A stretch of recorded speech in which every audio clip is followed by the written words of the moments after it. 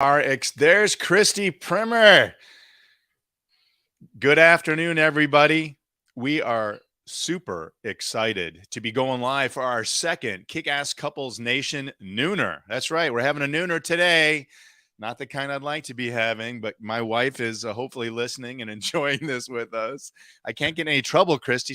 You had a Nooner with Christy Primer? Yeah, we did. It was great. So I am so excited to be here. And it's public knowledge. We're not hiding from anybody, damn it. We're here and we're going to have some fun. And for anybody that's joining us either on, hey, Holly, nice to have you with us today. We are excited to be doing this today. And we're going to have, my name is Matthew Hoffman. For those of you who maybe don't know me or haven't seen or heard from me in a while, I'm your Chief Inspirational Officer of Kick-Ass Couples Nation. And I have the pleasure of welcoming Christy Primer from Primetime Consulting Services. She's in Canada. She's jetting off to Florida today. I can never keep track of this diva and where she is, but welcome, Christy. So glad you could join us today. Yeah, we are glad that you are here. And we're talking about today, Christy, we're saying we want to know what everybody is doing in their number one relationship in 2023 to invest. A lot of people say I've got a New Year's goal and, my resolutions. And I am somebody, Christy, I don't know about you, but I don't believe in resolutions. I think, we say I'm resolving to do it because it's the start of a new year. But my question is, what can we do to invest in our number one relationship this year? Why do you think it's important to be deliberate about investing in that relationship?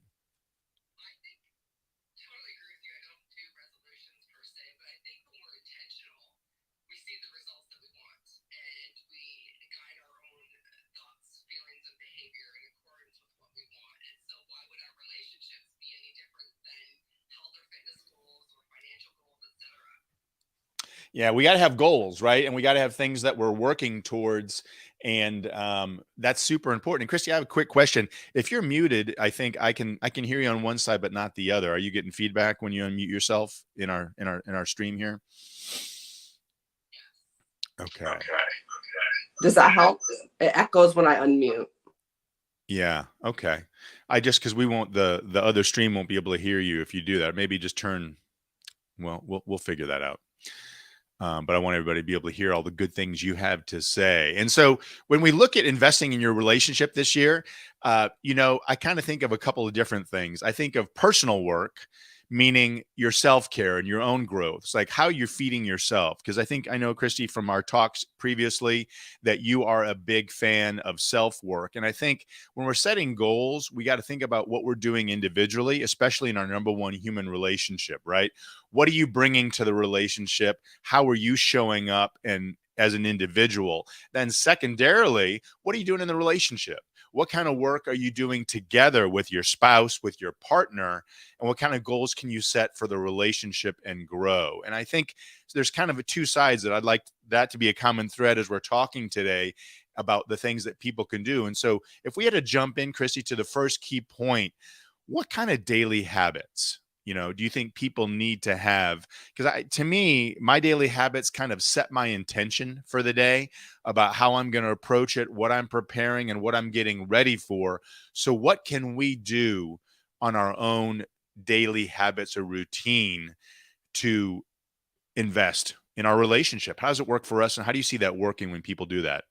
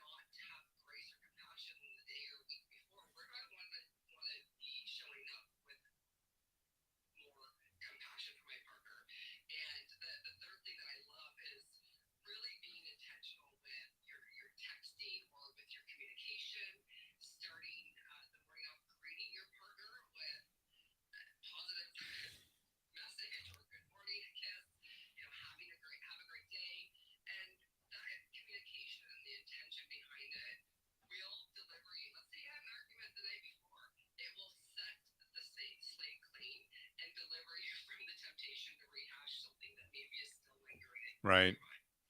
Those are all good things, kind of reflecting on my own experience. We can only speak from that, right? You said greeting, and kind of one of the rules that I have for myself and my spouse, for Kimberly, is that I stand and deliver, and so that's kind of something that I talk about every time she comes in the room, or every time we come across each other. She's coming or I'm coming in. I always recognize her, greet her, and it's often with a hug or a kiss, as opposed to hey, or saying nothing, or staying focused on that phone, that computer, or that work. And if I'm engaged in work and I can't, I certainly don't do that. But what that lets your partner know is that they're the number one thing in the room right then, not the article you're reading, not the book, not the show you're watching. And I stand because it shows, hey, I'm greeting you and I'm welcoming you into this space. And I think that's a huge thing. Another habit that I have is I do the same thing in the morning, Chrissy. I set my intention. I get up. I have quiet time. I do a little prayer and meditation, and a Bible study to get my thought kind of anchored in His Word for the day. And that's kind of like a morning meal. If you think if you feed your spiritual side every single day, then you're preparing your thought, your mind, and your experience. So when you kind of get those challenges throughout the day, you're grounded. You're not reacting, but you're coming from a place that you've already established your thought and your intention for the day. And I think that's huge. That's why I have that daily routine. And I shared a post not too long ago about daily double. And I'm not talking about Jeopardy, right? I'm not saying daily double with Alex Trebek, right? But if you think of a daily double as at least every day, you are taking two times to praise, recognize, and express gratitude for your thought. That is an investment in your relationship, in your well-being, and their well-being. And I think people I've never heard anybody say, oh man, I get recognized too much for the good I do in our relationship, right?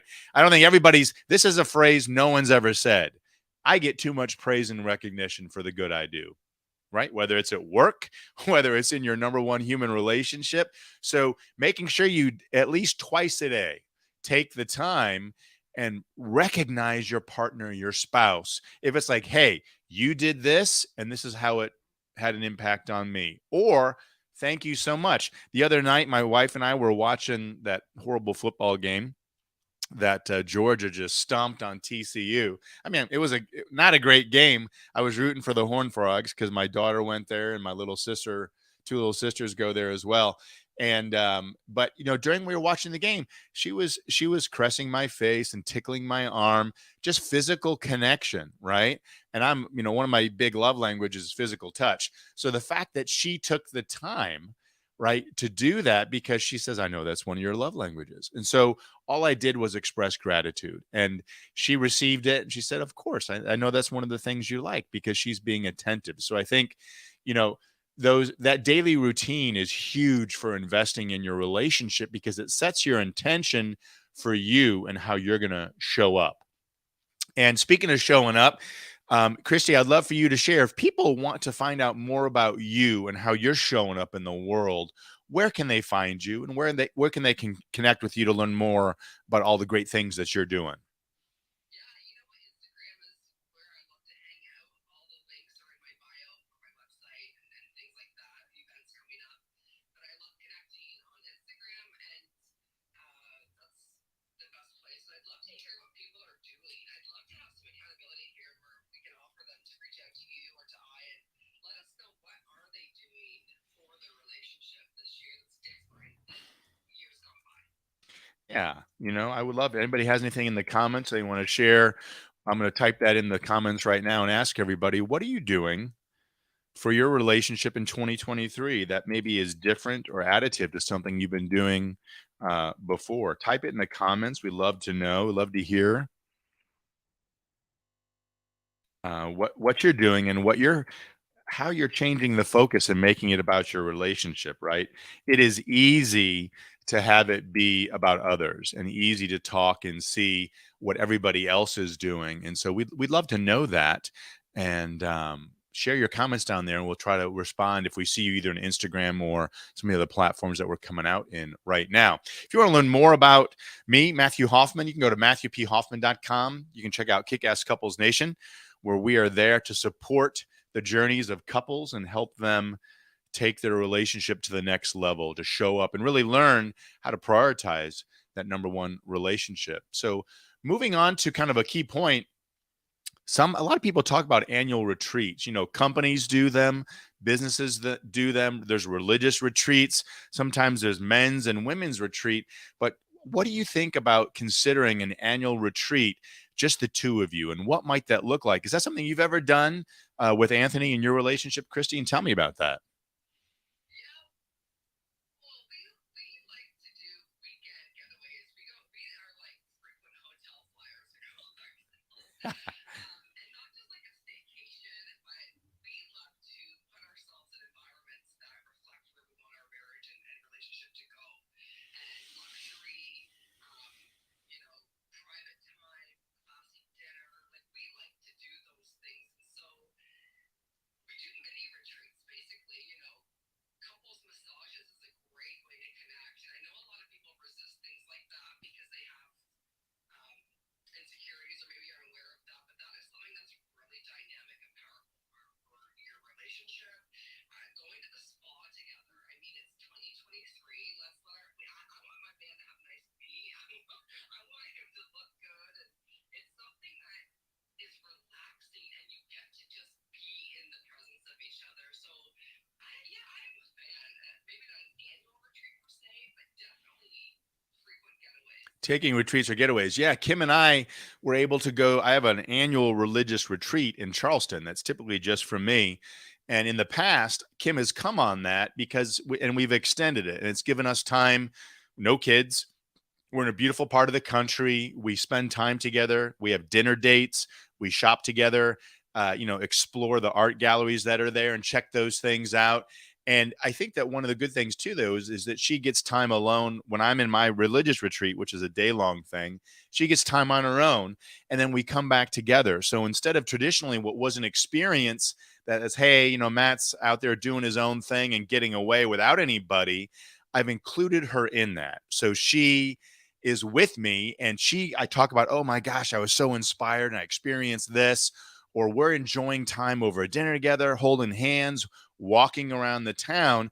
And I think when you think about having a retreat, it means taking time away from the regular. It's really hard to have a retreat at home, because if you're at home, if you have kids are raining in on the parade, dogs, you think, oh my gosh, I never finished that honeydew project over there.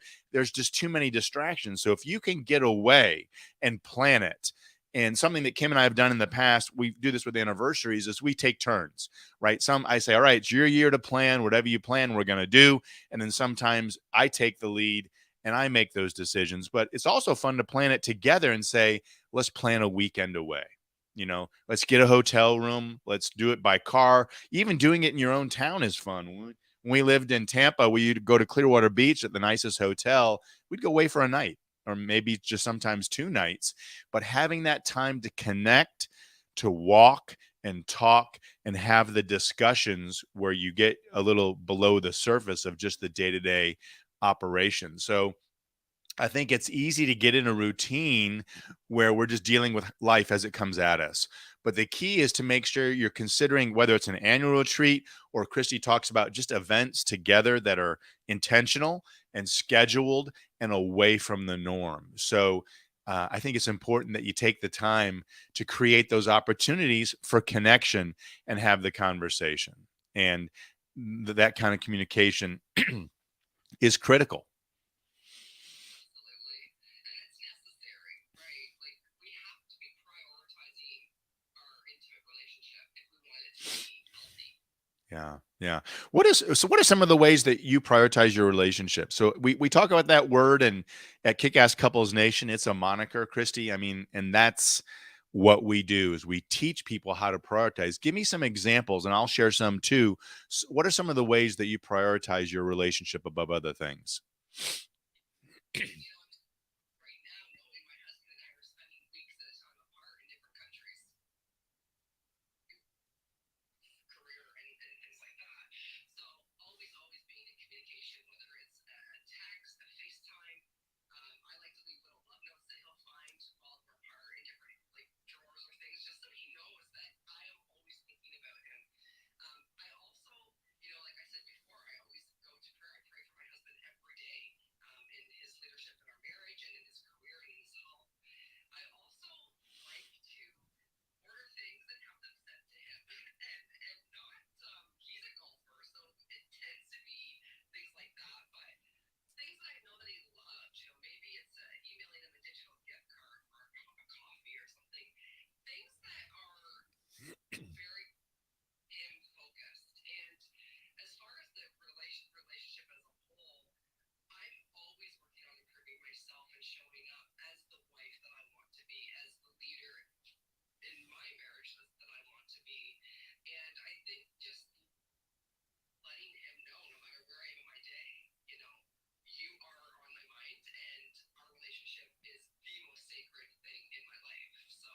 Yeah, those are all great examples. And, prioritization just means, I say this all the time, but my wife, my life partner is my number one human relationship. There's not another human relationship, not my kids, not my in-laws, not my parents, not my friends. There's no other human relationship more important. So we need to send those reminders, those confirmations. And you talked about praying for your husband on a daily basis. I pray for my wife as well. And for those of you out there who are like, well, how do you pray for somebody? Maybe it's not part of your practice. You haven't considered it or weren't raised in a faith tradition where that happens. My mom explained this to me and she said, praying for somebody is one of the nicest things you can do. A, because it's selfless, right? You're doing for them. But if you want to pray for somebody, an easy way to think about it is just seeing somebody with God's eyes. And so if you think about how do I see them with God's eyes, that mean, if God is their creator or God made them, or how does God think about his children affectionately and fondly? And if you hold those thoughts for your spouse, then that's all that prayer is thinking about them in that way, in a beautiful, spiritual, perfect condition. And that thought is additive on it's kind of like if you're adding thoughts on a scale, those are good thoughts and true thoughts about how their heavenly father sees them. And that's how you can pray for somebody. And I think that's certainly important. I love the mystery gifts idea too, like the just becauses. I mean, we respond for birthdays and anniversaries and Mother's or Father's Day, but the just because gifts are the best because, and it doesn't have to be a ton of money. It can be, I have a little bud vase with a suction cup on it, and I put a flower in there and I stick it to the mirror in the bathroom, right? You can do some funny, it doesn't cost a lot of money. But it's really just the little things, the collective body of work that show your spouse that you are prioritizing them. And I think another important thing, kind of a third key point, Christy, that I'd love to bring up is stepping out of your comfort zone and things you each like. It's important that we do things our spouses like, even though we may not like them, but hey, they like it. We interviewed a couple on the Kick Ass Couples podcast that my wife and I do together. And Kristen Granger and her husband Dan Wenzel, they're both musicians. They have a band together, True North. Shout out to them. But she said he's a golfer, and when I got married, I was not. And she said I had a decision. I knew he was going to play a lot of golf, and I could either choose to learn it and have that time with him together, or not and know that we'll never connect on something that he loves. So she learned. She said, hey, as long as you're patient with me, I'm not going to be awesome. I'm not going to be a fanatic like you. But she chose to learn that skill because she wanted to connect with him and do something together. And he loved the fact that some of the time they get to do it as well. So I think that's important is to now what about getting out of your comfort zone, Christy, and doing something? Have you ever done anything that neither you nor Anthony know how to do that you guys just said, hey, we're going to do this? Have you ever had that experience with him? All the time. We absolutely love the exhilaration of doing new things together. And whether it's going on like the world's highest roller coaster or, hiking a trail that's really scary. It's going to take a long, long time up at the cottage that we go to. We do lots of different things. And it's those moments that we lean into trust with each other. We have fun together. And you can learn a lot about someone by seeing their reaction to new or difficult things. So yes, we do that a lot. Yeah, I think it's important that you try to find things. If you want to be on equal footing with your partner, with your spouse, you can go do something that the two of you have never done. One of the things on my hit list, I'll throw an idea out there for you guys, is to do line dancing. I've never done it. I love to dance, and my wife's a pretty good dancer. She was classically trained growing up, so she's definitely got the more pro moves on me. But line dancing, I'm becoming a country music fan, Christy. You know, Same girl. I can line dance all night long. I used to hate country because it was like, my dog left me and the pickup's dead in the yard. I was like, oh my gosh, this is brutal. But now I'm into it. And so one of the things on my list that is going to take me out of my comfort zone, Kim's never done it, is going to learn to line dance. And I know that we will laugh and have some fun. And it's one of those things that we can do together. And shared experiences are huge in building the bonds and having a secure connection, an attachment with your spouse. So I think that those things are great because you're on the same learning curve, right? You guys don't know what to do, and you're kind of stumbling together, which is a great thing to have. Cooking classes are also a lot of fun too. We get some light jazz music, nice glass of wine, you're cooking. There's something very intimate about that experience as well for anyone who's like wondering what kind of things they could do. Yeah, no, those are all good opportunities. And why, so if you were to think about Christy, like when you think about your relationship with Anthony, or you think about couples relationships in general, what do you think is the obstacle from 2022 the same as the obstacle in 2023? Um, do you think it's the same issues we're dealing with, or do you see something kind of newly emerging at the top of the list that keeps us from, investing in our number one relationship? I think I've seen this really grow since 2020, if I'm honest, especially in my private practice, but it's technology being a barrier. So people need to get off their phones. They need to get off certain apps they know they shouldn't be on. They need to be, like you said, putting the phone down, giving your partner attention. And that all comes back to communication. But I see that being an issue still. And in some of the couples that I've been mentoring, one of their intentions is to be more present and to put technology away, especially an hour or so before bed. Yeah, that's good, not just for the relationship, but there's a guy named Brian Johnson from Heroic I follow, and he has the concept of a digital sunset, right? Because I don't know if anybody's aware, but your phones, your computer screens, even the TV, they all emit what's called blue light. And blue light sends a signal to your brain saying, wake up, pay attention. And your body, if you get into that circadian rhythm, is used to shutting down at whatever time you shut down. So your body starts to say, hey, it's time to sunset. It's time to start closing down and mellowing out for the night. But if it's getting those blue light signals from a device, then it's not going through that process, and it's going to stop relaxing and shutting down. And it thinks, oh, I got to wake up and pay attention, as opposed to go to sleep and prepare for the night. And you can get blue blocker glasses. If I'm binge watching Yellowstone at night, I put those blue blockers on so I don't have to see that light. But I think you're right. Technology is a great solution when it's helpful, but I think that technology can also get in the way of our intimacy. Having a dinner without cell phones, not eating in front of the TV, that's a dangerous habit to get into. But it seems like, when prioritization, we're talking about that, and what we're doing in 2023 to invest in our number one human relationship. If I had to give you one reason of why anybody would want to invest in their relationship and be intentional about that, is because when your relationship is firing on all its cylinders and strong, it is going to inform and spill over into every other area in your life. So if you want your work life to be best, if you want your relationships with your friends, or if you're involved in a church, or if you're involved in a community organization or volunteering, if your number one relationship is really strong and you're investing in it, that's the harbor. My mom used to say all the time that home, your relationship, is a harbor that you sail from. It is not a dock that you are tied to. So, strengthening your relationship means that you're going to be free to be stronger in every other area that you experience in your life.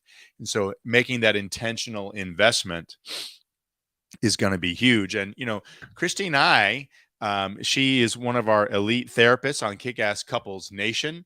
She's a contributor there. We do webinars twice a month. We walk this talk. This is not just something we talk about, this is something that we do. My wife Kimberly and I are working on a worksheet together. It's called a Future Best Self Letter. We have 14 key pillars in Kick Ass Couples Nation, and we are writing an aspirational sentence about each one of those relationship qualities of what we aspire to be and show up in our relationship for 2023. Then we'll get together for a dynamic date and we're going to talk about it, right? If you want to have improvement, it's got to be intentional, and you got to have the discussions. Divorce, relationship breakups, and blowups happen because of conversations that never happened that should have. So having those conversations intentionally and investing and working in them is huge. Absolutely. And it's like if we want to be proactive in our health and our fitness, we have to take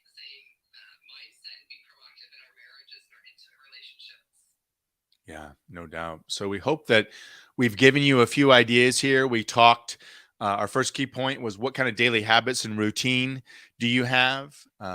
What are you doing individually to make yourself stronger so you can show up better for your partner this year? Number, and then asking them the same thing, turn the tables and talk to your partner and say, what are you doing for yourself so you can show up stronger for the relationship this year? That is a great question to ask, and say, how can I support you in that? It's not about keeping score, but it's saying you want them to be their best self so they can show up and be the happiest. The second thing is considering an annual retreat or planning time away, just the two of you, do it together, or better yet, surprise them. Organize a weekend, a hotel, take care of dog sitter, babysitter, whatever it has to be, house sitting, and schedule that time. And then thirdly, stepping out of your comfort zone.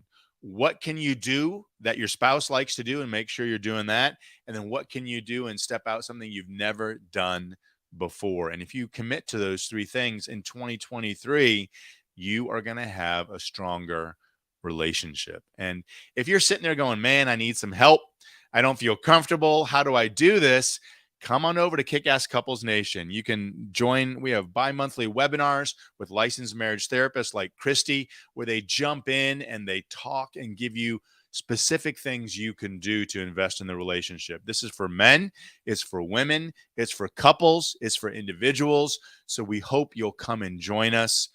You can find our podcast at Kick-Ass Couples Podcast. If you want to find us on any of our social media, it's at Kick-Ass Couples Nation.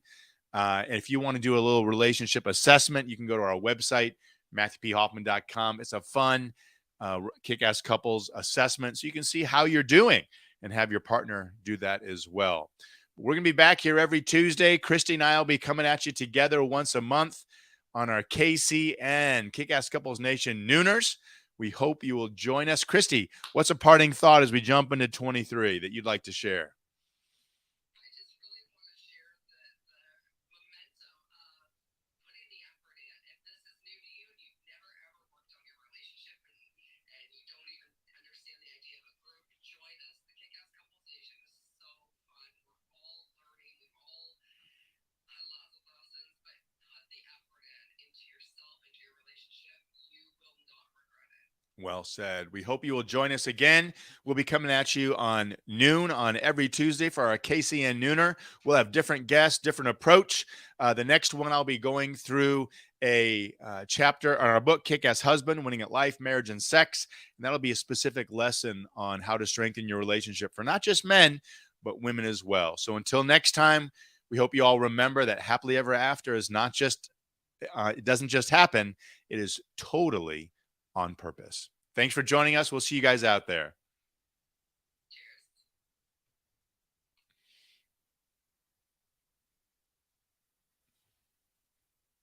All right, Chica. Thank you. Okay, what we have to figure out what is going on with StreamYard, because when I had it unmuted, it was I couldn't get it to stop echoing. Right. So maybe, and I think what's happening is your audio from one thing is coming on another and it's causing a loop. We may Mhm. have to go into